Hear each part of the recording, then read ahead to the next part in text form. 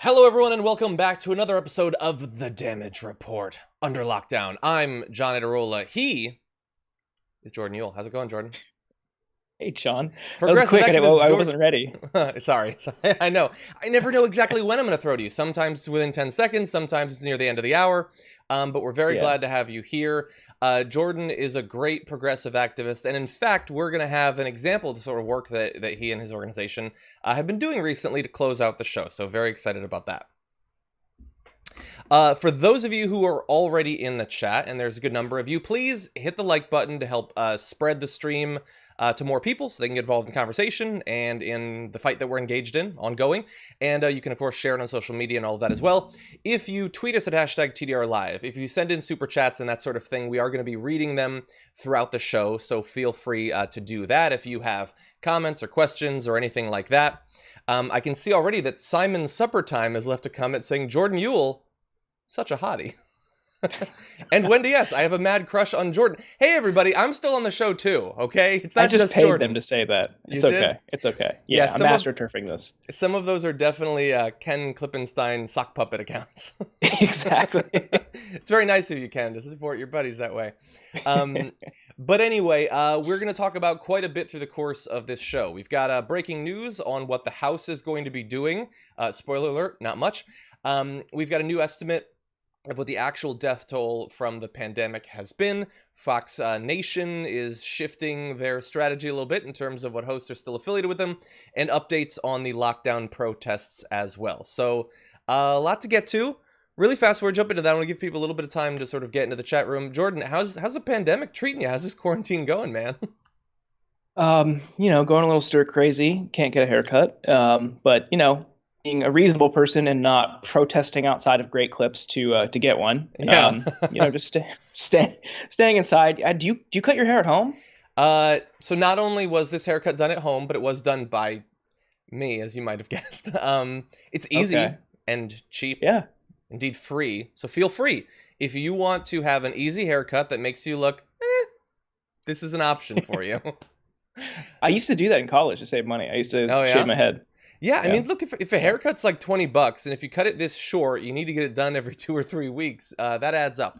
Oh, by the way, everybody, Right. I know that we weren't able to get Francesca's cat yesterday on the show, but Jordan's got a cat that's lurking around, so I'm not saying anything, but maybe at 1,000 likes, maybe we see the cat. You never know. Okay, with We'll that, try. why don't we get into some news? We were expecting the House to return to D.C. Since they haven't been able to work out some way to conduct their business without physically being there. I mean, that's impossible. How could anyone possibly come up with something like that? So they haven't. So they were going to come back, but now they announced that apparently they're not going to. House Majority Leader Steny Hoyer made the announcement Tuesday morning, citing advice from the Capitol physician and a continuing increase in coronavirus cases in the Washington, D.C. area. Journalist Haley Bird provided a little bit more details. He said that the attending physicians points that the numbers in D.C. are still going up, and the surrounding area is a hotspot, as well as the fact that the next coronavirus relief package will not be ready to be considered next week. All of that contributed to the decision. So it turns out that even if they had been in D.C., they weren't ready to do anything this week. I mean, after all, Jordan, they've only had, almost a month since the last big bill to put something together. How can we expect them to be ready on such short notice? Right. I think this represents this lack of urgency from Congress in getting back, or even just finding new ways to deliberate and vote. I mean, you could have like distance remote voting. So many businesses. We're doing this now in a completely different way. You're doing this all at home. Like people are using Zoom in different ways.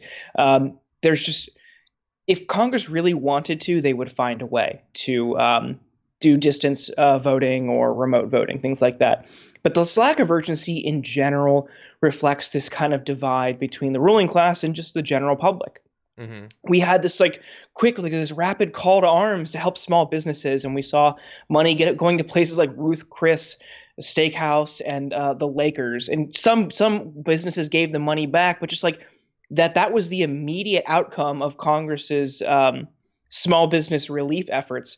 And comparing that to the paltry $1,200 that some people got, Yeah. just again reflects this class divide between the ruling class and the general public. And I think it's shameful that we're in this situation, because people are now forced into this situation where they have to choose between going broke or going into an unsafe working environment, and that's not fair. Those shouldn't be the only two choices. Congress and the government should just step in with a progressive policy reform that would help people stay afloat in this trying time, the way so many other countries around the world are doing, so people don't have to choose between literally life and death. Yeah. Yeah, and like whatever it is that the Democratic Party would say is driving their strategy. Like obviously a little bit of his concerns that Mitch McConnell is going to be unlikely to go down certain roads. I would say make a little bit of public pressure, make them actually hurt if they're going to be making the entire federal government response totally designed to benefit the people who were doing incredibly well before this pandemic, are certainly going to become more rich as a result of it. I mean, the upcoming housing crash that we're going to have when people's mortgages come due in a couple of months is going to lead to the same sort of accumulation of wealth that the last one did. Yeah, do that. There's no urgency whatsoever. They're so, like, I tweeted yesterday, by the way, how many members of the House of Representatives do you think are nervous about their ability to pay their rent in a couple days? And the point was that they're not, and they're going to be fine. None of them, like, they might have more, one might have more empathy than another or something like that, but they're not experiencing it the way we are. Some people seem to miss the point and like responded, yeah, what about the homeless? And I'm like, no, that's what I'm trying to say, is that these are the sorts of people that are being ignored, you person on Twitter. But anyway, yeah, they're acting like it's not a big priority, that they've had weeks to put together something to go in addition to the $1,200. I've got an easy idea. $1,200 more dollars? That's not enough, but it's better than zero. Probably easy to write that legislation when you can literally copy and paste it from the last time. But they're acting like it's difficult. And the issue is that the House is not returning, okay? And even if they did, they wouldn't be ready to do something legislative for a week. But the Senate is returning. And this means that Mitch McConnell is now going to have a week to put together what his priorities are, to try to sort of set the stage for what this next bill is going to be about.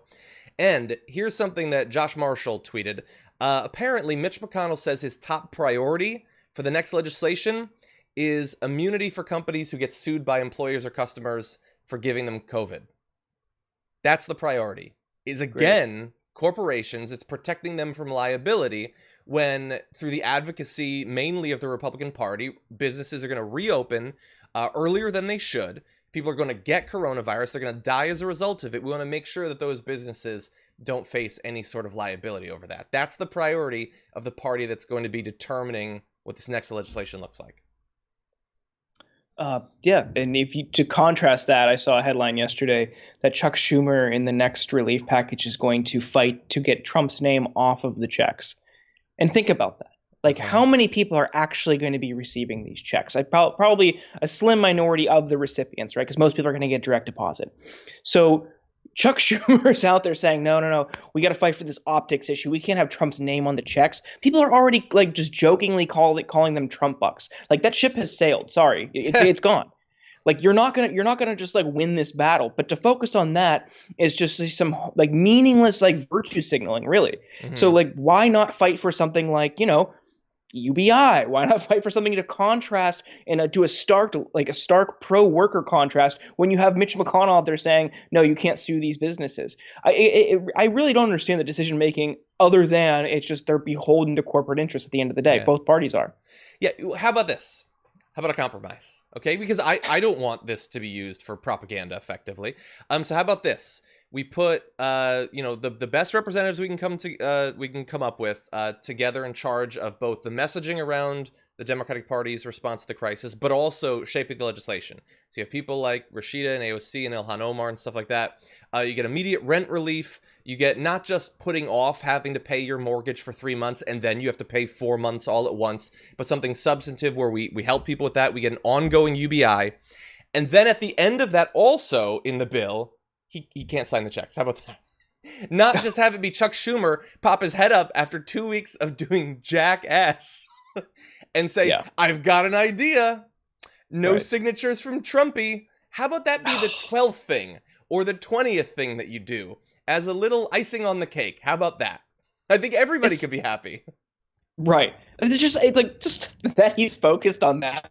Like when people are like, losing relatives, just shows like how out of touch he is. And like people who care about that as like a primary concern. Like, sure, if Trump wants to do that, who cares? Like I said, people are calling them Trump bucks like jokingly anyway. It's kind of like the Streisand effect. Like if you try to eliminate this or erase this, it's only going to magnify it. So it's absolutely futile. But like again, it shows like just completely distorted priorities. Yeah, 100%. Oh God, and so frustrating. And honestly, like, I mean, I guess at least Schumer will be in DC. That's something. Like, get a Discord channel and invite the members of the House of Representatives to it. Honestly, let them pick their own avatar. I don't care. They can chat. They can share memes, and they can also vote. Canada's meeting right now, their legislature. Around the world, governments have figured it out. Brazil has been meeting and all of that. They've got their own issues, but they've figured it out. It is not difficult. I played Jackbox games with my family over the weekend. We made it happen. And rather than sketching, designs for t-shirts, we could have been voting on legislation. I think that DC could figure it out too. They got a lot more resources than my mom does. Right. By the way, I saw, speaking of t-shirts, I saw a comment that said, I want everyone to note the Slayer t-shirt under the overshirt. There you go. Always expect that representation to come from Jordan. Okay, before we jump back into the stories, let's read a few of these super chats. Zane says, today my wife and I celebrate our 18th anniversary. Damn. Happy anniversary, Zane. Luck Dragon says, all that money wasted on Trump's campaign letters could have gone towards the post office, COVID-19 testing, PPE for medical professionals, or for struggling families. FYI, watching Critical Care Voyager. Great episode of Voyager. I totally agree, but then Chuck Schumer should be having like daily press conferences of how he's going to protect the nurses and save the post office and all of that. And you know what? To make it exciting, he can tell people to drink ammonia or something. I don't know, whatever it takes to draw the cameras. But he should actually be daily saying, I want to do this. I want to save the post office. Trump keeps threatening to veto. Why does Trump hate the post office and your postal workers so much? If you want to draw attention to yourself, there's the right way and the wrong way. Heather Hank says, better if Trump keeps making himself look bad. He's going to do that either way. Lisa B says, get the Temptations and show us the cat. Well, I don't think that we're quite at 1,000. We're getting there. We're almost there. We'll see if we can get the cat eventually. Let's see. Zane says, if Congress and Senate are not essentials, who is? Perhaps essential, but they also, they want to be protected. Like they're the Republican legislators who go around saying, no, we're ready to reopen. Look how hesitant they are to go back and do their job in the Capitol, where they would almost certainly be able to be tested whenever they want. They'd have all the protection and social distancing that they need. Last night, Tucker Carlson was talking about how the quarantines have had no effect on the number of deaths. It was a complete waste of time, and he did that surrounded by a bunch of in-person, in-studio guests, right? No, it was just him in that studio, because while he's telling everyone else they should go back to work and die, he is keeping his distance from everyone.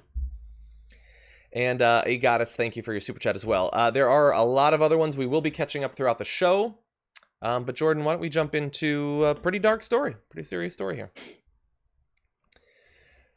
So we have known from the very beginning of the pandemic hitting America that the number of cases and the number of deaths are certainly not the actual number. Now, depending on who you ask, they are an undercount or an overcount. From the very beginning, Fox has been implying, sometimes in subtle ways, sometimes in insane conspiracy theory ways, that the number has been artificially inflated to effectively count everyone who has died from the beginning of this as if they had died as a result of coronavirus. The studies that are being done now show that that is probably not actually the case. So let's take a look at what the Washington Post has been able to put together by counting excess deaths over and above what we would expect to have happened during this time period. So in the early weeks of the coronavirus epidemic, the United States recorded an estimated 15,400 excess deaths, nearly 2 times as many as were publicly attributed to COVID-19 at the time. Now, I understand some people are going to be hesitant to take those numbers and say that they're due to coronavirus. to say that it's, it's too much of a leap to immediately say that. Well, they acknowledge that. They're being very careful in the way that they're talking about this. They say that these numbers could include people who died because of the epidemic, but not from the disease, such as those who were afraid to seek medical treatment for unrelated illnesses, as well as some number of deaths that are part of the ordinary variation in the death rate, because it will not be constant from year to year. The count is also affected by increases or decreases in other categories of deaths, such as suicides, homicides, and motor vehicle accidents. And let's just acknowledge that while the number of motor vehicle accidents could hypothetically have been affected by the pandemic, people doing far less driving seems like those numbers would be lower than at a similar period last year. But anyway, we're going to have more numbers for particular areas. Jordan, so far, what do you think about this? The possibility that in this 5-week period, this is just the early 5 weeks, potentially up to double the deaths might have actually happened as have been recorded so far. Yeah, I mean, not hard to believe. And it also reflects like a couple different things about the early response, right? So we knew in December that this was developing, and the Trump administration had 17 administration staffers embedded in the World Health Organization that were relaying information back to the Trump White House in real time. Yes. Back in December and early January. They knew this was coming, right? So Trump, it was reported extensively, sought to, downplay the severity because it's an election year. And he saw an increase in case counts as likely leading to, reduced chances of getting reelected. So they sought to slow roll testing rollouts. They sought to slow roll responses to this. They downplayed the severity. He said it would just miraculously go away. All of these different things, right? So we were completely and woefully inadequately prepared for this. And now we're seeing the manifestations of that. We're seeing probably way more people die than expected, partially because, we didn't have sufficient testing. People weren't aware. And people probably, before people even knew really what it was or how to detect it or look for it, probably were not counting those in the death tolls. Mm-hmm. Across the board, I mean, there's like a big data problem in medicine in general. It's not always consistent in your reporting mechanisms and how data is shared and stored. So like all of these different things like compound the issue, and that's what we're seeing now. Like in a retroactive application and analysis, we're seeing spikes in these death rates. This is alarming, especially now as we're probably not even at the peak infection rate. Like that's what's most alarming. We're seeing way more deaths now than expected, going into probably what might be the peak infection rate. Yeah, and there's no way to know for sure. I mean, they're doing what they can to try to give us an idea of what the range might actually have been, but they're not saying definitively these people died as a result of coronavirus. I mean, they do talk to some individuals. There was one woman who said that they didn't want to send their father, who had coronavirus, to the hospital to die alone. They were afraid they wouldn't be able to see him, so he died at home. And he has not been counted. That's just one individual. It's anecdotal, which is the exact opposite of what they're doing here. But that is sort of how this plays out, that some individuals would have never been tested. They would have gotten sick. They had no one to help them.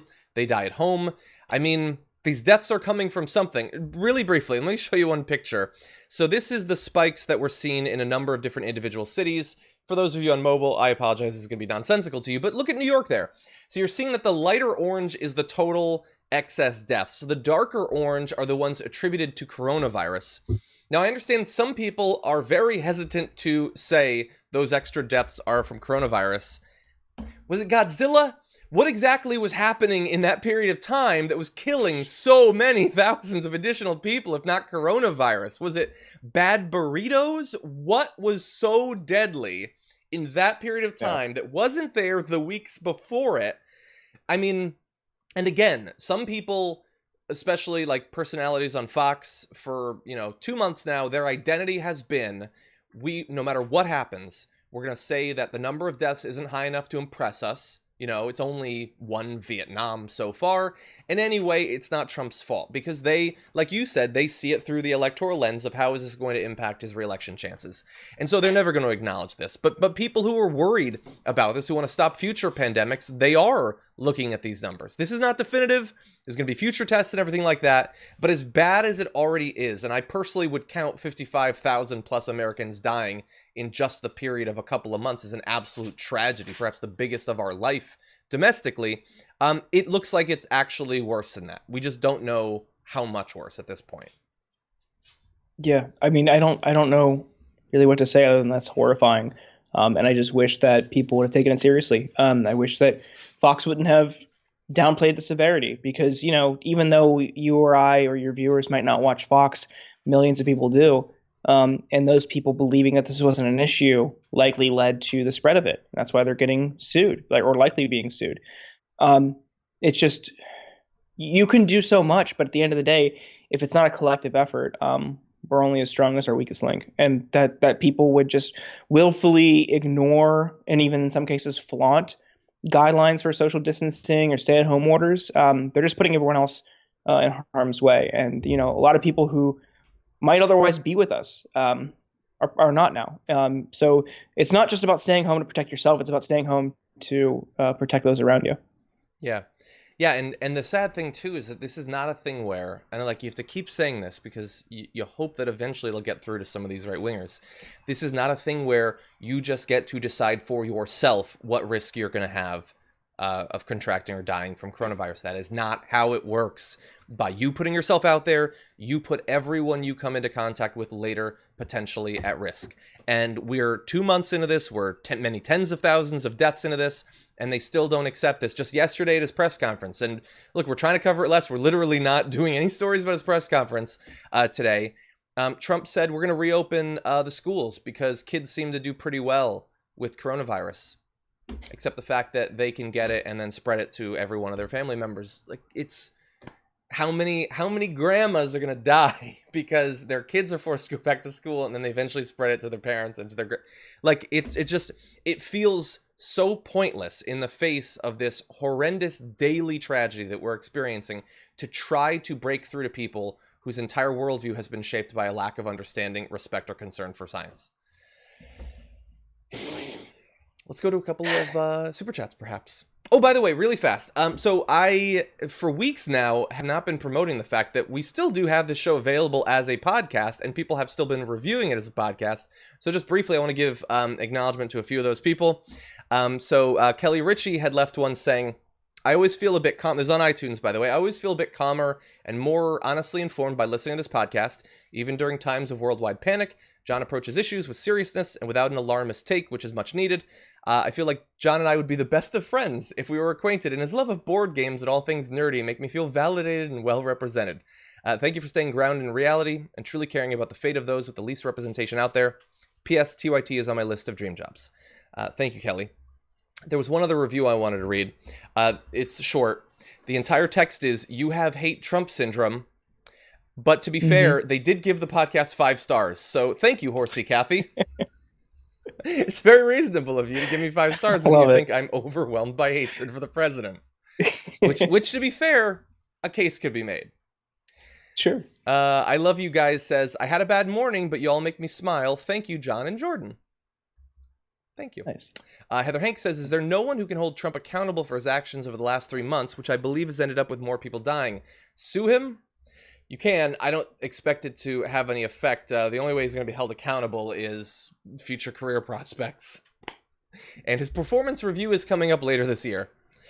Carl Jones says, I would love an impression of Mitch McConnell, but that seems too easy for a seasoned professional like yourself. Can I get an impression of McConnell doing an impression of Trump? TYTI couldn't deliver on the spot earlier. Jordan, I don't know if you have a McConnell impression. I don't think I've literally ever done one. I would probably... No, I don't. It would just... If it was Mitch McConnell doing a Trump, I would paint my face lightly orange and then slowly retract my head into my shell. I think that's the best that I could manage. I don't do voices, really.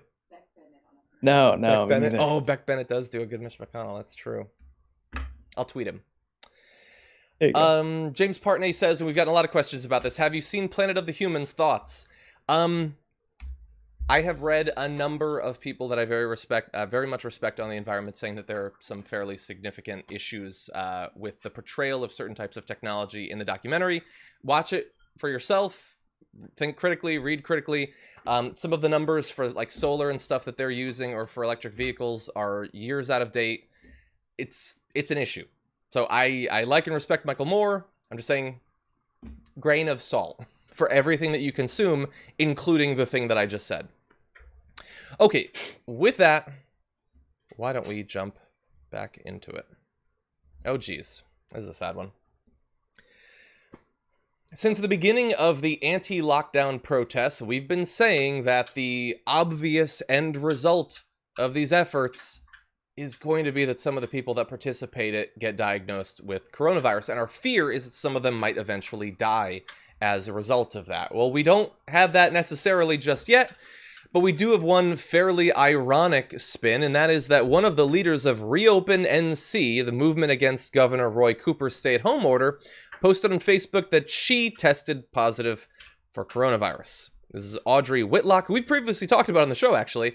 Missed the group's first two rallies while she was in quarantine. She wrote on Facebook that her quarantine ended on Sunday and ended her post with, "See you Tuesday." So at this point, it looks like she has mostly gotten through it. She says that she is either totally or mostly asymptomatic.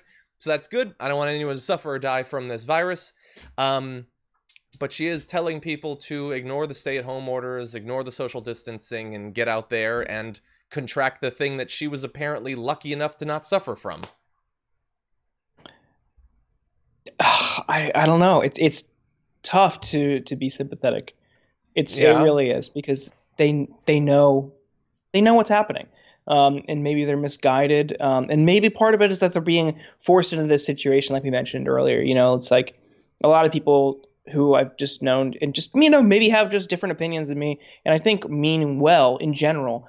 I think a lot of people I know personally, I just think that they're forced into the situation where they have to choose between going back to work or going broke. And that's not a situation they should be forced into. And I'm not saying this is every person at that protest. And I think there are elements of like hate groups embedded in some of these protest groups. But it's tough to be sympathetic for people who are in this situation, because you know what's happening.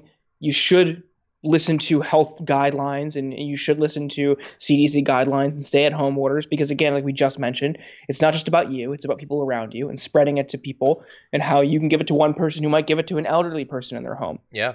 You know, it's more than just you. But again, like I really want to hammer the point that like they should not be forced into the situation where they have to go back to work into these tough situations. And I do know people who want to get back to work because they are broke and they have no income. Yeah. And they feel like people who, like you and I who have work right now, they feel like we're just saying that because we're in a position of privilege. Maybe, but like it's ultimately that the government should step in to help you. That's the solution. Yeah. Okay, so let's say that we have a position of privilege, which we certainly do in a number of different ways. I think an important follow-up question is, what are you using that position of privilege to accomplish? If you have been lucky enough to be given a platform, what are you using that platform to accomplish? We're saying the government should be doing everything it can, which is far more than what it's doing, to stop people from having to choose between their health and their economic future. That is not what everyone is doing. Like how many people in conservative media right now, wealthy people, heirs to frozen food fortunes, are out there saying these quarantines are a complete waste of time. You should go back right now to work, and if you die, sad for you, I'm gonna be okay. Who's doing that? Trump was exposed to coronavirus early on. Everyone seems to have forgotten that. Was lucky enough to have not gotten it. He's now being tested every week because while he seems to want to imply that this is not serious, he's obviously taking it seriously. He got through it just fine, and now he wants everyone else to go back out there and get exposed again. Yes, some people are insulated from it more than others, but it all comes down to what are you using that privilege for? And, people like this, the organizers of this, who are being given money by these billionaires and by these organizations that are always there to prop up these astroturfed right-wing organizations, she's apparently going to be fine. And she doesn't seem overly concerned with if all of the people that follow her call and go out in the streets, if they end up being fine. Right, that's an important point. Like these efforts, some people are going there because that's what they believe, but the organization of these and the promotion of these was largely a coordinated effort, and likely, probably from a handful of culprits, all of them reflecting corporate business interests. Yeah. These are people who this is affecting their bottom line. So they propped up all of these Facebook events and appealed to people who are misled and misguided by right-wing media in conning them into thinking this is about their freedom or their liberty or their autonomy or whatever. And really, it's just that these companies want these people to get back to work, so it helps them, it boosts their profitability, it boosts their revenue. It's not about freedom or liberty or anything like that, because you're like literally jeopardizing other people's health and safety. This is like Koch brothers and ALEC and groups like that, and the companies that they represent who are pushing this idea. It's absolutely bogus, and I wish people would just realize this.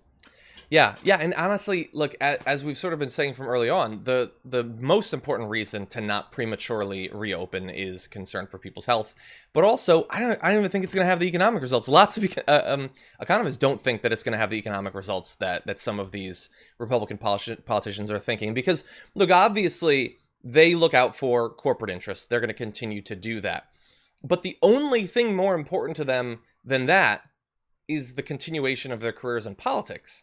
And so they're willing to roll the dice on reopening, even if it means that people die, the chance that it might be better economically, not the certainty that it's going to be better economically. It could be an absolute disaster. Many businesses are going to be the site for the spread of coronavirus. It's going to be tracked to them, since we've got these people who are tracking contact now around the country. How many businesses are going to want long-term for their reputation to be tied in with the fact that there was a huge outbreak of coronavirus at, AMC theaters or whatever, the businesses that they're inspiring to open right now? So at the end of the day, yes, they're watching out for the corporations, but they're more so watching out for themselves, and they're willing to let it all burn down. I want to go to one other angle on this just briefly. Let's see. Okay, hold on a second. I want to get this ready.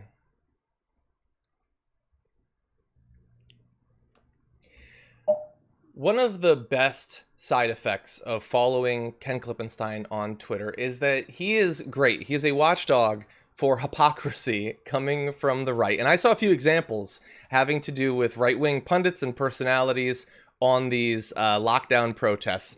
And so I want to show just a few that I saw that he was either tweeting, putting together himself, or retweeting. So one involves Tommy Lauren, who had this to say recently: compliance starting to look a whole lot like willful slavery. Now, you're not going to find that tweet on her profile right now, because as shameless as she is, she has just enough shame that she deleted that not long after posting it. But it was there, which is interesting because previously she had a different view on protests. For instance, when she said about Colin Kaepernick, this clown is likening his struggle to play professional football to slavery. How does that not piss off those whose ancestors lived through true racial persecution, or those who fought actual injustice in the civil rights movement? So, civil rights advocate Tommy Lauren didn't like people using slavery to push their message back when it was Colin Kaepernick peacefully kneeling on a football field, and notably not spreading coronavirus by doing it. But now, if we go along with this, we're no better than slaves, Jordan. Yeah. I mean, even the phrase willful slavery, just think about that for a second. Yeah, what does she think that slavery is? Yeah. He like signed up. It was like an internship. God damn. Sorry, I don't know if we're allowed to say that. No, you are. They weren't poorly paid. They were slaves. God. Yeah. Willful slavery is a really funny term. But again, it just reflects like the people that are propped up by right-wing media institutions are just kind of like useful idiots. Mm-hmm. Tommy Lauren is just, oh, good God. It's just kind of like the lowest common denominator type arguments, pandering to, just the typical like falling back on the Second Amendment, an absolutist First Amendment thing when it's convenient, just patriotic, like fascist garbage. I mean, the hypocrisy isn't really new for her. This is the same person who had American flag themed yoga pants. Her line of American flag themed yoga pants that went for like $90 a pair, but they were made in China. Exactly. After like championing Trump's like Made in America legislation or efforts. Mm-hmm. So it's just like, at the end of the day, all these people lean into that type of rhetoric when it's convenient for personal gain. But if it comes down to it, she's going to go wherever the lowest cost of labor is, or wherever the crowd is going, so she could like benefit the most, profit the most, and increase her reach the most. Exactly. She's an opportunist. And, it was just like a week ago, I think, that Charlie Kirk, because now the thing is, whip up people in a frenzy to hate China to protect Donald Trump. So he was like, no one should ever buy a product made in China ever again. And I considered like putting like, he's like subtweeting Tomi Lahren for her thing there.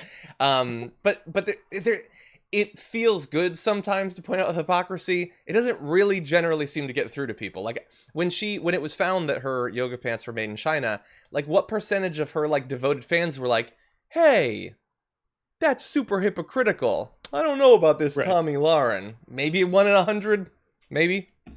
But she's not the only one. We've also got this from Matt Walsh. Sorry, I'm not as familiar with his photo. But Matt Walsh, you might see him occasionally on Twitter. He had this to say. A guy in Colorado was cuffed and arrested in front of his 6-year-old daughter for playing t-ball with her in an empty park.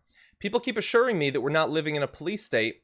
Well, tell me what a police state looks like, if not like this. So, he was stopped, when he was playing baseball or whatever, and the police were super mean to him, and so Matt Walsh is protecting him, which is slightly different than what he had to say previously when he said, how many times do cops have to ask nicely before they can force the issue? 10 times? 27? 58? What's the magic number, Black Lives Matter crew? So when the police are violating your rights, it seems to depend what you're protesting against, whether he's going to be on your side or not there. So people who don't want to be beaten or killed by the police, just abide by what the police say. Honestly, why are you making a big fuss about this? But somebody who's being asked to not congregate in a public area for a limited period of time to protect other people's lives. I mean, come on, police, why are you being so mean? Right. I mean, this is just like, that one is just like soaked in white privilege. The fact that he's maligning Black Lives Matter in the latter tweet. And an example that comes to mind is Tamir Rice. Tamir Rice is a 12-year-old kid in Cleveland who was playing in the park. Yeah. Cops drove up and within literally 2 to 3 seconds got out of the car and shot and killed him. Yeah. It was just horrifying, and it was absolute crickets, or in some cases, justification. From people on the right. So to see that, a 12-year-old child murdered in cold blood by Cleveland police, an absolute, just total blind spot from the right. But here, a guy playing in the park just gets arrested and still is alive, knowing he wasn't even supposed to be here in the first place. Just absolute, sure, hypocrisy. And I don't know if people will actually care on the right, but it's a mix of hypocrisy and white privilege. 100%. And again, we point it out because, hey, it is hypocrisy, and that matters to us. Also, it's a little bit fun, but not because it's going to make any difference, because the grift goes on. You can't stop that train, baby. Occasionally, the names might fade, new ones might come, but the grift continues. And actually, in our next story, we're going to get into a bit more of that grift. But before that, let me just read a few of, let's see, I'm going to jump to the hashtag TDR lives. CDN Norse guy says at hashtag TDR Live, come on, John, the Shield Council has this, and we are expected to believe that U.S. Senate and Congress cannot meet from home. Is that the thing from XCOM? I think that might be XCOM. Good game. I've never played XCOM. He also said, Jordan, nice MacGyver haircut. Yeah, you don't look like you need a haircut right now. It suits you. This is the longest it's been in a couple years. Yeah. So Gabby had been tracking, I don't know if you know Jordan, but a lot of people are growing out their facial hair as a result of this, and I just trimmed mine after a couple months of growing it. So she tweeted, oh man, it looks like John's hair flonks have been downgraded to 1/2 Riker. Yeah. Jordan, have you grown a full beard before? No, I shaved last night for this. Yeah. I had not shaved in about 2 weeks. I can't grow a full beard, grow off my face. It just kind of looks bad. It's fun.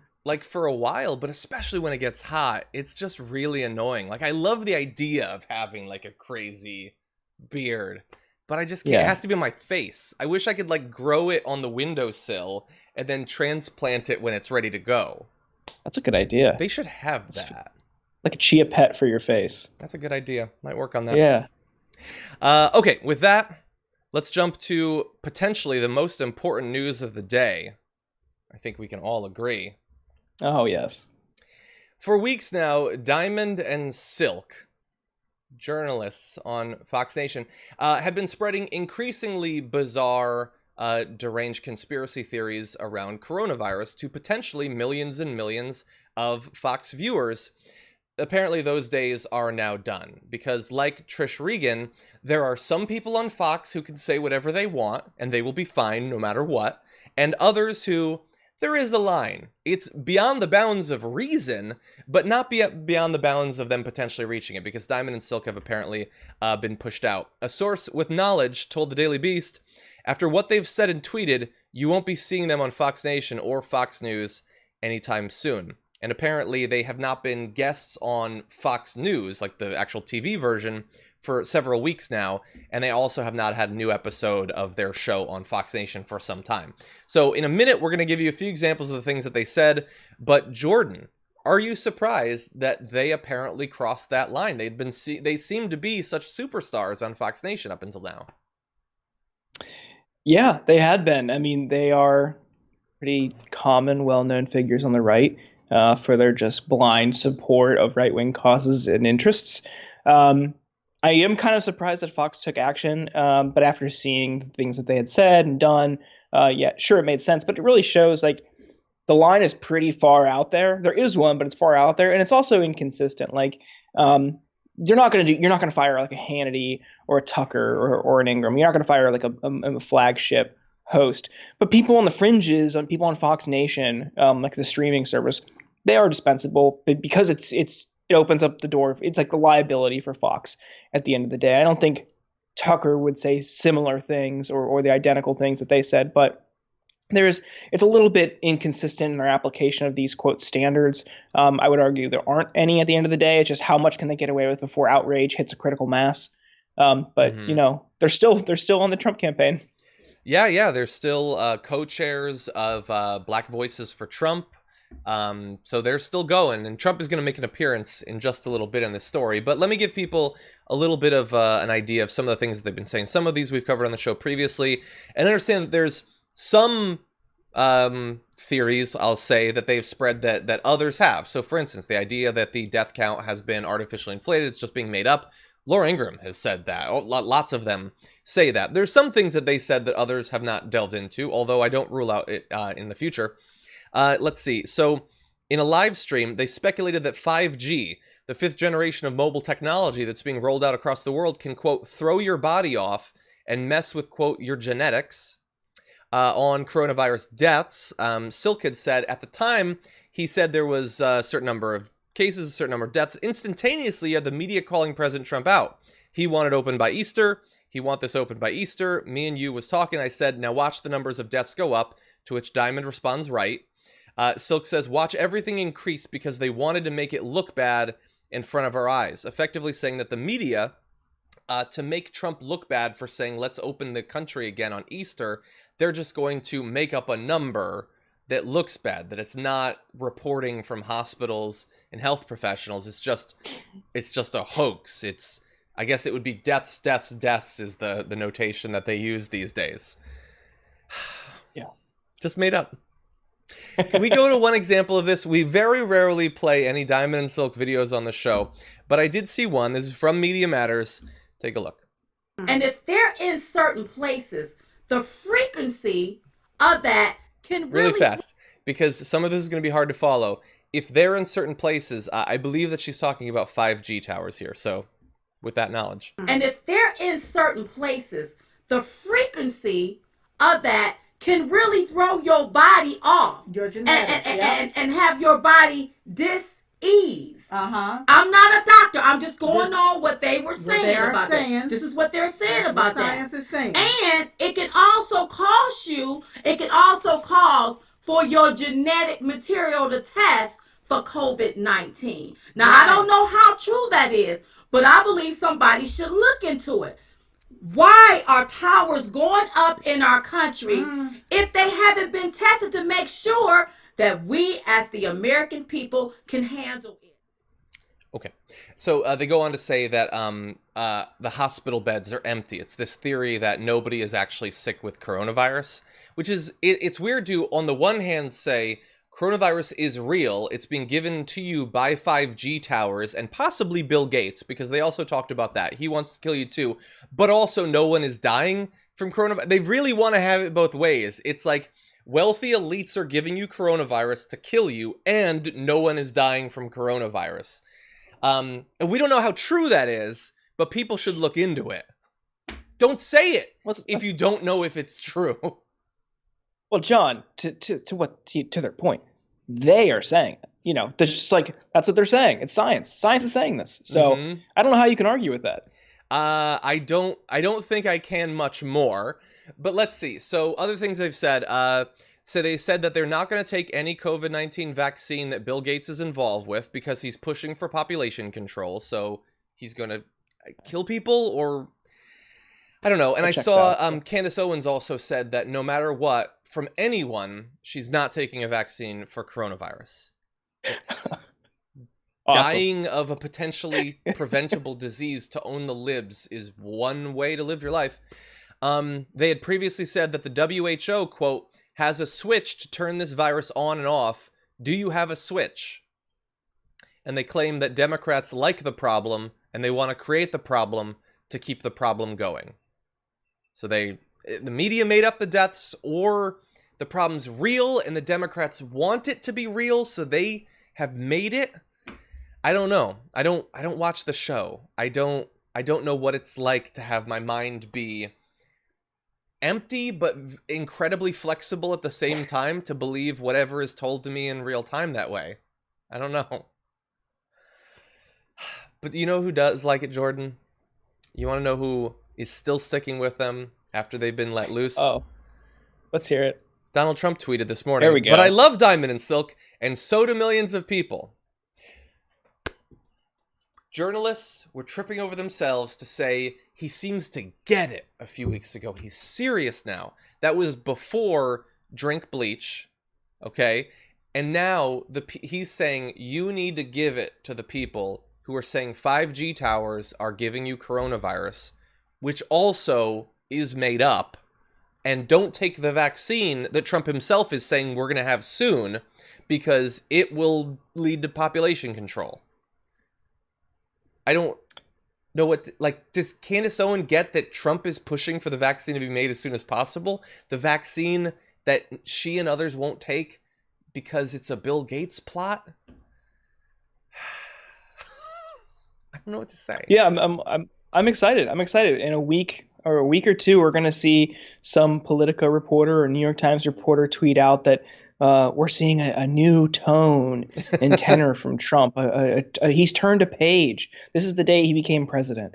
I mean, these types of things that just I don't know, they get caught up in optics because largely they're insulated from the consequences. But if that's their focus, how does he sound instead of the actual substance and consequence? Mm-hmm. It really begs the question, why are they in these positions to begin with? So I think there's just across the board, a lot of these pundit positions at mainstream institutions, just they're so out of touch. Mm-hmm. I remember thinking a couple weeks ago, it was Dana Bash at CNN had some comment where she was like, wow, what a remarkable tone from President Trump here. Ugh. Very presidential. And then 2 weeks later, he was saying it was miraculously going to go away. Yeah. Just everybody keep calm. It's going to go away. Wait a second. I'm hearing... Oh, no. Okay, breaking news. This is good because him standing beside Diamond and Silk after spreading these conspiracy theories would sound really bad. That tweet, turns out, he was just tweeting sarcastically, everybody. Don't worry. It was a sarcastic tweet. Based purely on the reaction after the fact, it's sarcastic. No, he hasn't actually said that. He's totally with them. But trust me, if it starts to hurt him, he will have been being sarcastic. Okay, why don't we go to one more story? We've got a very special video that I want to make sure that we get Jordan's commentary on, so why don't we turn to that now? MoveOn has a new ad, and since we have someone who can speak to the organization and its efforts, we're going to take a look at this ad and then get some commentary. The virus, a lot of people think that goes away in April with the heat. We're in great shape. America is hurting tonight, from the stunning new unemployment numbers to the still climbing death toll. I was just calling to check on him, and that's how I found out he was gone. The virus looks like by April, in theory, when it gets a little warmer, miraculously goes away. For the first time in history, all 50 states are now under major disaster declarations. COVID-19 is becoming like a sniper in the viral war, silently taking out healthcare workers. When we get into April and the warmer weather, let's see what happens, but I think it's going to work out fine. Staggering new developments in the pandemic. The death toll from the virus keeps rising. Among the hardest hit, the nation's nursing homes. It's hard for me to fathom. I mean, he went so quick. That will go away in April. Looks like by April, it miraculously goes away. We're in great shape.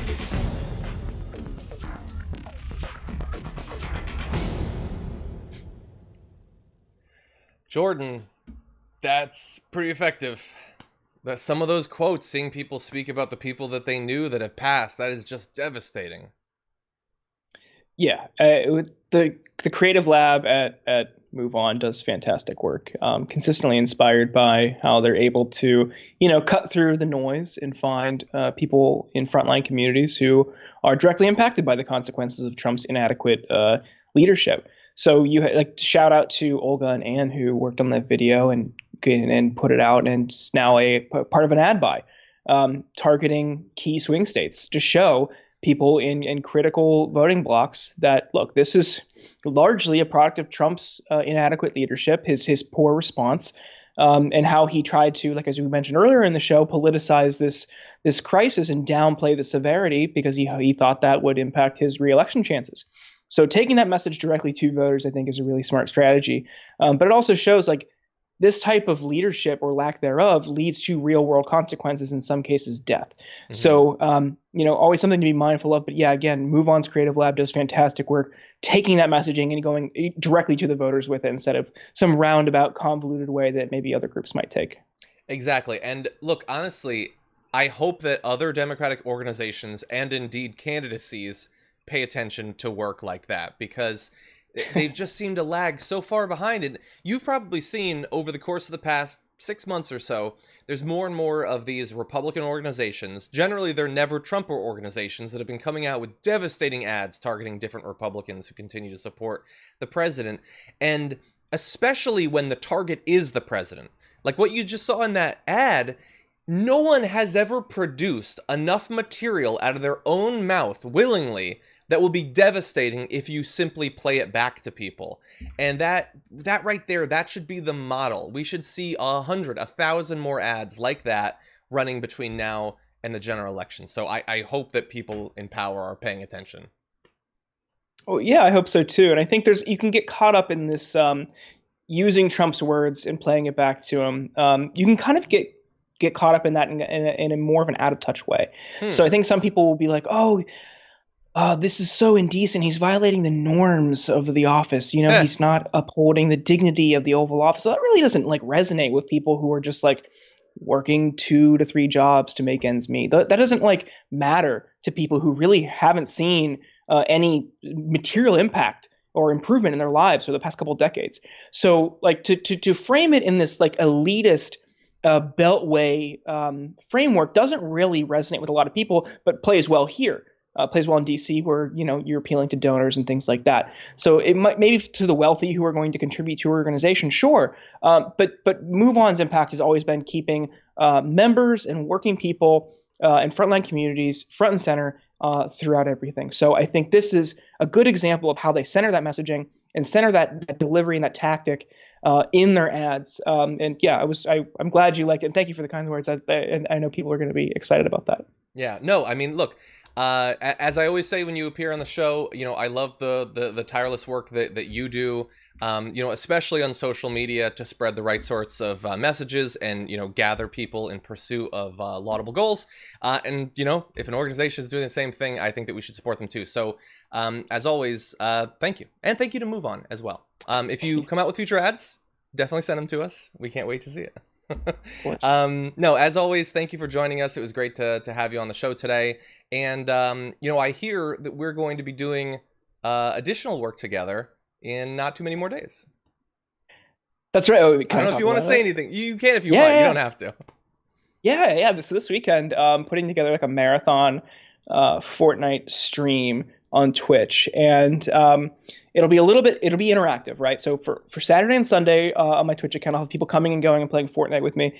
But if you, the viewer, want to donate, and the money will go directly to a charity doing direct aid or helping communities, people experiencing homelessness in communities during coronavirus, you can impact our game. So if John and I are playing, and I think John's going to play on Sunday, you can chip in maybe like $10 and we'll drop our wood or our brick or our steel, if you're familiar with how Fortnite works. $25 we'll drop an item. So you can actively make the game miserable for us and troll us in Fortnite while making a difference in real life. So it's going to be a ton of fun. It'll be on Twitch this weekend. I'll tweet out the links. Hopefully John will tweet them out too. But yeah, come join us. I think it's going to be a blast. And what's your Twitch account name so people can sign up in advance?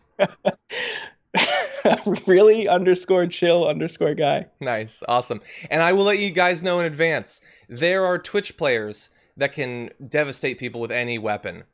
I need the best guns in the game. So if you take them from me, it will have an effect. Okay.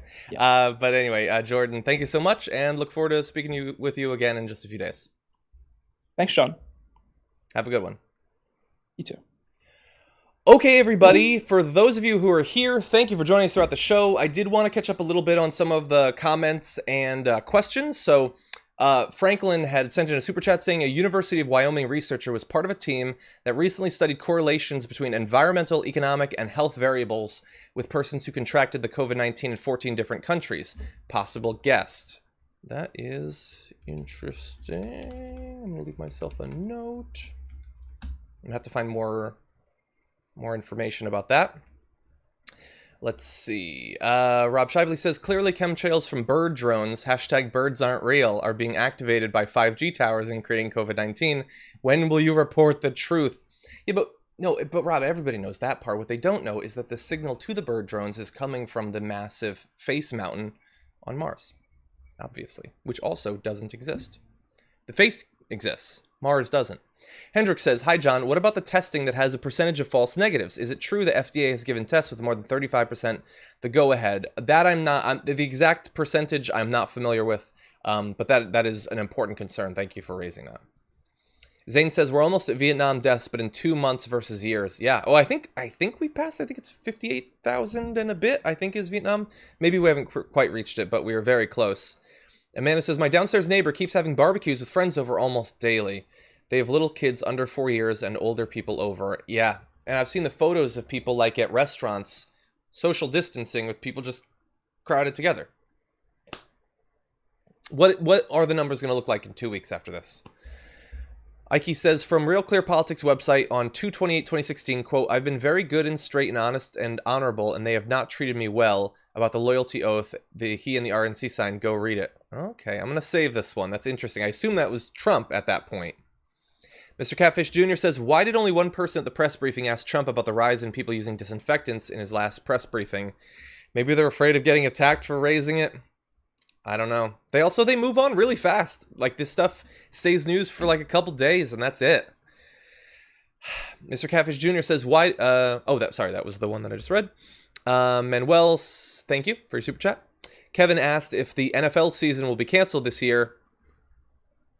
I'm not the right person to ask about that, but maybe they'll do what the WWE is, which is have the teams play, but not the audience. I'm not sure. I wouldn't be the person.